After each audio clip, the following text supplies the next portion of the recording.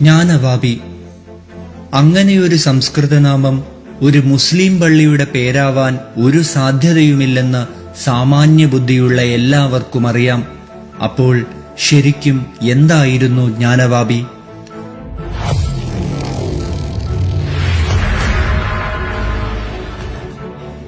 അത് സനാതനധർമ്മത്തിൽ എത്രമാത്രം പ്രാധാന്യമുള്ളതായിരുന്നു? ഹൈന്ദവ ഗ്രന്ഥങ്ങളിൽ എവിടെയെങ്കിലും ജ്ഞാനവാപിയെക്കുറിച്ച് പ്രതിപാദിക്കുന്നുണ്ടോ?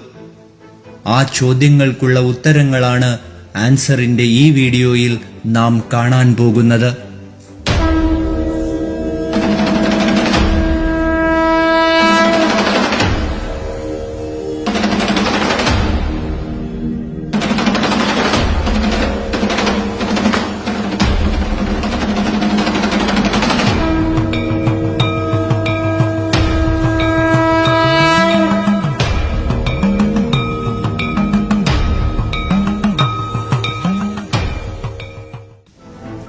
ഒരു മുസ്ലിം മക്കയ്ക്ക് ഹജ്ജിന് പോകുന്നത് പോലെ, ഒരു ക്രിസ്ത്യാനി ജെറുസലേം സന്ദർശിക്കുന്നത് പോലെ, ഒരു സനാതന ഹിന്ദുവിന്റെ ഏറ്റവും വലിയ ആഗ്രഹം ജീവിതത്തിൽ ഒരിക്കലെങ്കിലും ഒന്ന് കാശിക്ക് പോകണമെന്നാണ്.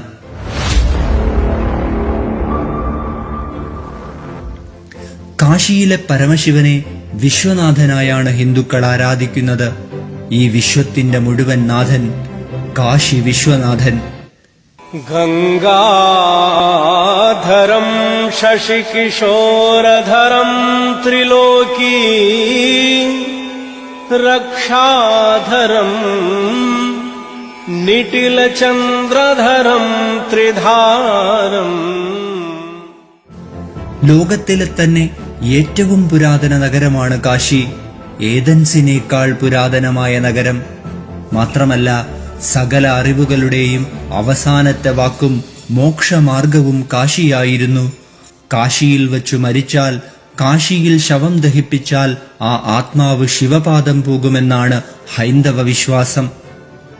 അതുകൊണ്ടുതന്നെ ഹിന്ദുധർമ്മത്തിന്റെ അടിവേരിളക്കാൻ കാശിയെ നശിപ്പിക്കണമെന്ന് മുഹമ്മദ് ഗോറി മുതൽ ഔറംഗസീബ് വരെയുള്ള ഇസ്ലാമിക അധിനിവേശക്കാർ കൃത്യമായി മനസ്സിലാക്കിയിരുന്നു. ചരിത്രത്തിൽ ഇസ്ലാമിക മതവർഗീയ അധിനിവേശ ശക്തികളാൽ 3-ലധികം തവണ ആക്രമിക്കപ്പെട്ട ക്ഷേത്രമാണ് കാശി. പക്ഷേ ഓരോ വട്ടം തകർക്കപ്പെടുമ്പോഴും ആ ക്ഷേത്രം വർദ്ധിത വീര്യത്തോടെ വീണ്ടും ഉയർത്തെഴുന്നേറ്റു നിന്നു. ഗുപ്ത രാജാക്കന്മാർ മുതൽ മറാത്ത സാമ്രാജ്യത്തിന്റെ രാജ്ഞി അഹല്യാബായ് ഹോൾക്കർ വരെ കാശി ക്ഷേത്രത്തിന്റെ പുനരുദ്ധാരണത്തിനായി നടത്തിയ പോരാട്ടങ്ങൾ ചെറുതല്ല. വീണ്ടും വീണ്ടും ഉയർത്തെഴുന്നേൽക്കുന്ന കാശിയെ എങ്ങനെ എന്നേക്കുമായി നശിപ്പിക്കാമെന്ന് ചിന്തിച്ച ഔറംഗസീബ് കണ്ടെത്തിയ വഴിയാണ് ക്ഷേത്രം തകർത്ത് അവിടെ പള്ളി നിർമ്മിക്കുക എന്നത്. ആ തന്ത്രം വിജയിച്ചു.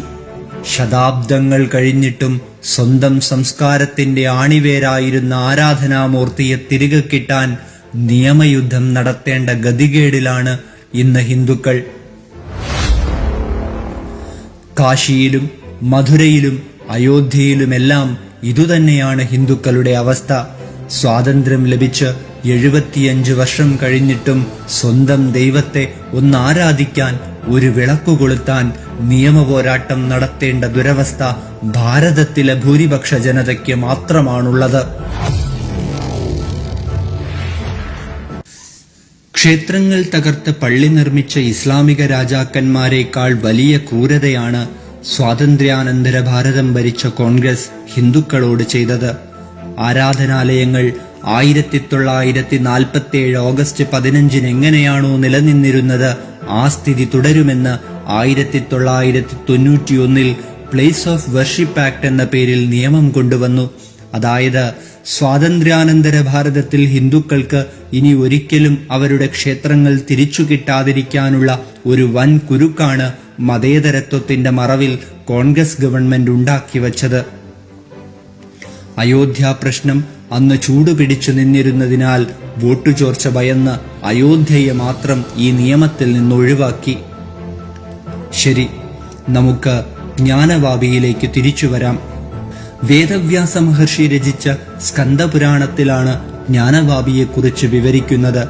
സ്കന്ദപുരാണം രാമജന്മഭൂമി കേസിലും ഹിന്ദുക്കൾക്ക് അനുകൂലമായ വിധി നേടിയെടുക്കുന്നതിൽ പ്രധാന പങ്കുവഹിച്ച ഗ്രന്ഥമാണ്. 18 പുരാണങ്ങളിൽ ഏറ്റവും വലിയ പുരാണമാണ് സ്കന്ദപുരാണം.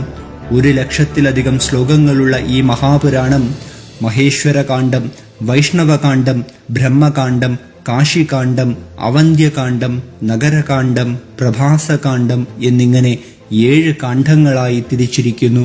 ഇതിൽ കാശികാന്ഡത്തിലാണ് ജ്ഞാനവാപിയെക്കുറിച്ചുള്ള വിശദമായ വിവരണങ്ങളുള്ളത്. 1000-ലധികം ശ്ലോകങ്ങളുള്ള കാശികാന്ഡത്തിലെ ജ്ഞാനവാപിയെക്കുറിച്ചുള്ള ചില പരാമർശങ്ങൾ ഹിന്ദുക്കളുടെ അറിവിലേക്കായി വിശദീകരിക്കാം. ആദ്യമായി കാശി എന്ന പേര് എങ്ങനെ വന്നു എന്ന് നമുക്ക് നോക്കാം. അഗസ്ത്യ മഹർഷിയും സ്കന്ദനും തമ്മിലുള്ള സംഭാഷണമായാണ് സ്കന്ദപുരാണം എഴുതപ്പെട്ടിരിക്കുന്നത്. ഈ ശ്ലോകത്തിൽ അഗസ്ത്യ മഹർഷി സ്കന്ദനായ മുരുകഭഗവാനോട് ചോദിക്കുകയാണ്, എന്തുകൊണ്ടാണ് കാശി ഇങ്ങനെ 6 പേരുകളിൽ അറിയപ്പെടുന്നത്? വാരാണസീതി കാശീതി രുദ്രവാസ ഇതി പ്രഭോ ആവാപനാമധേയാനി കഥമേതാനി സാപുരി ആനന്ദകാനനം രമ്യം അവിമുക്തമനന്തരം മഹാശ്മശാനമിതി കഥം ഖ്യാതം ശിഖിധ്വജ ഏതദിച്ഛാമ്യഹം ശ്രോതും സന്ദേഹം മേ പനോധയ. സ്കന്ദപുരാണത്തിലെ കാശികാണ്ഡത്തിലെ അധ്യായം 26-ലെ 4-മത്തെയും 5-മത്തെയും ശ്ലോകമാണിത്. അഗസ്ത്യ മഹർഷി ചോദിച്ച കാശിയുടെ 6 പേരുകൾ ഇവയാണ്: വാരാണസി, കാശി, രുദ്രവാസം, ആനന്ദകാനനം, അവിമുക്തക്ഷേത്രം, മഹാശ്മശാനം. ഈ ഓരോ പേരിനെക്കുറിച്ചും വിശദമായ വിവരണം സ്കന്ദപുരാണം നൽകുന്നുണ്ട്. അതെല്ലാം വിശദീകരിക്കാൻ സമയമില്ലാത്തതിനാൽ ജ്ഞാനവാപിയുമായി ബന്ധപ്പെട്ട 2 പേരുകൾ മാത്രം നമുക്കിന്ന് പരിശോധിക്കാം. ഒന്ന്, കാശി. കാശ് എന്നാൽ സംസ്കൃതത്തിൽ പ്രസരിക്കുന്നത് എന്നാണ് അർത്ഥം. നാം സാധാരണയായി ഉപയോഗിക്കുന്ന വാക്കാണല്ലോ പ്രകാശ് എന്നത്. പ്ര എന്നാൽ മുന്നോട്ടു ചരിക്കുന്നത്, കാശ് എന്നാൽ പ്രസരിക്കുന്നത്. അതുപോലെ ബുദ്ധിപ്രകാശ് എന്ന വാക്കിന് ബുദ്ധിയെ മുന്നോട്ട് പ്രസരിപ്പിക്കുന്നത് എന്നർത്ഥം. 2, അവിമുക്ത ക്ഷേത്രം. ശിവപാർവതിമാർ എല്ലാ കാലവും വസിച്ച സ്ഥലമാണ് കാശി. ഒരു സാഹചര്യത്തിലും അവർ ഇവിടം വിട്ടു പോയിട്ടില്ല. അതുകൊണ്ട് കാശിയെ അവിമുക്ത ക്ഷേത്രം എന്ന് വിളിക്കുന്നു. അടുത്തതാണ് നമ്മുടെ പ്രധാന വിഷയം. എന്താണ് ജ്ഞാനവാപി? കാശിയുടെ ഭൂമിശാസ്ത്രഘടന ഇങ്ങനെ വിവരിക്കുമ്പോൾ അവിടെയുള്ള ഓരോ വിശുദ്ധ വസ്തുക്കളെക്കുറിച്ചും സ്കന്ദൻ അഗസ്ത്യ മഹർഷിക്ക് വിവരിച്ചു കൊടുക്കുന്നുണ്ട്. അങ്ങനെ വിവരിക്കുന്നതിനിടയിലാണ് അഗസ്ത്യ മഹർഷി ഈ ചോദ്യം ചോദിച്ചത്: സ്കന്ദ ജ്ഞാനോദ തീർത്ഥസ്യ മഹാത്മ്യം വദ സംപ്രാതം ജ്ഞാനവാപിം പ്രശംസന്തി യദ സ്വർഗൗകസോപല്യം. സ്കന്ദ, എന്തുകൊണ്ടാണ് ഈ കിണറിനെ ജ്ഞാനവാപി എന്ന് എല്ലാവരും വിളിക്കുന്നതെന്ന് പറഞ്ഞു തന്നാലും അതിന് സ്കന്ദന്റെ മറുപടി ഇങ്ങനെയാണ്: ഘടോദ്ഭവം മഹാപ്രജ്ഞ ശൃണുപാപപ്രണോധിനിം ജ്ഞാനവാപ്യാ സമുത്പത്തിം കഥ്യമാനാം മയാധുന. അഗസ്ത്യ, ജ്ഞാനവാപിയുടെ ഉത്ഭവത്തെക്കുറിച്ചും ആത്മീയ പ്രാധാന്യത്തെക്കുറിച്ചും ഞാൻ നിനക്ക് ഉപദേശിച്ചു തരാം. ഇങ്ങനെ സ്കന്ദപുരാണത്തിലെ കാശിഖണ്ഡത്തിൽ 33-ാം അധ്യായത്തിൽ തുടങ്ങുന്ന ജ്ഞാനവാപിയെക്കുറിച്ചുള്ള ഈ വിവരണം 300 ശ്ലോകങ്ങളോളം നീണ്ടു നിൽക്കുന്നുണ്ട്. ഒന്നും രണ്ടുമല്ല, ജ്ഞാനവാപിയെക്കുറിച്ച് മാത്രം വിവരിക്കുന്ന 300 ശ്ലോകങ്ങൾ.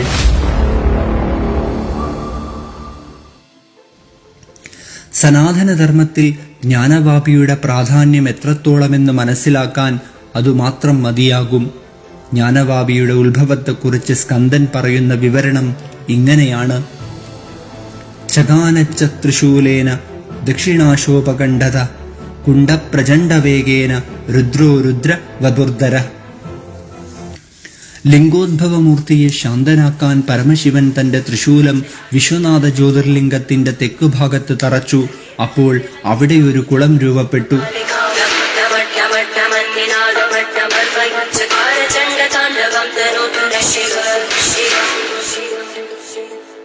ജ്ഞാനവാപിയുടെ കൃത്യമായ സ്ഥാനമാണ് ഈ ശ്ലോകത്തിലൂടെ വിവരിക്കുന്നത് എന്ന് മാത്രമല്ല, വിശ്വനാഥ ജ്യോതിർലിംഗം എവിടെയാണ് സ്ഥിതി ചെയ്യുന്നത് എന്ന ഇന്നത്തെ തർക്കത്തിനുള്ള വ്യക്തമായ ഉത്തരം കൂടിയാണ് ഈ ശ്ലോകം നൽകുന്നത്.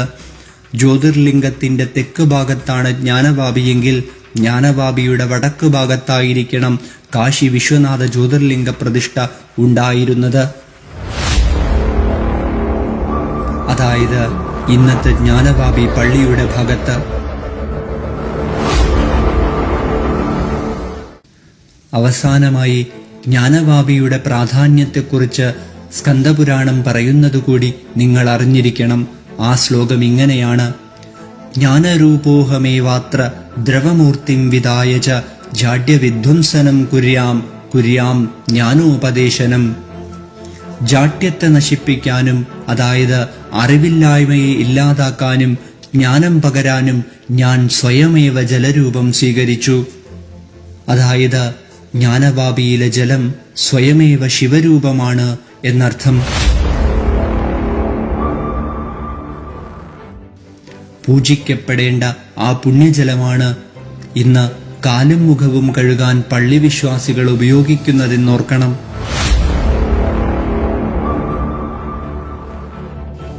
സനാതനധർമ്മത്തിൽ ജ്ഞാനവാപിയുടെ പ്രാധാന്യമെന്താണെന്ന് ഹിന്ദുക്കൾക്കിടയിൽ ഒരു അവബോധമുണ്ടാക്കാനാണ് ഈ വീഡിയോ തയ്യാറാക്കിയത്. സത്യം ജയിക്കട്ടെ. ജയിക്കപ്പെടേണ്ട സത്യം ആരുടെ പക്ഷത്താണെന്ന് പരമോന്നത കോടതിയെ നാം പഠിപ്പിക്കേണ്ട കാര്യമില്ല. അത് സുപ്രീം കോടതിയുടെ ലോഗോയിൽ തന്നെയുണ്ട്. യഥോ ധർമ്മ സ്തതോ ജയ. മഹാഭാരതത്തിൽ വ്യാസമഹർഷി പറഞ്ഞ ശ്ലോകം: എവിടെ ധർമ്മമുണ്ടോ അവിടെ ജയമുണ്ട്. സനാതനധർമ്മം ജയിക്കട്ടെ. ഹര ഹര മഹാദേവ്. कर्पूरगौरं करुणावतारं संसारसारं भुजगेन्द्रहारं सदा वसन्तं हृदयारविन्दे.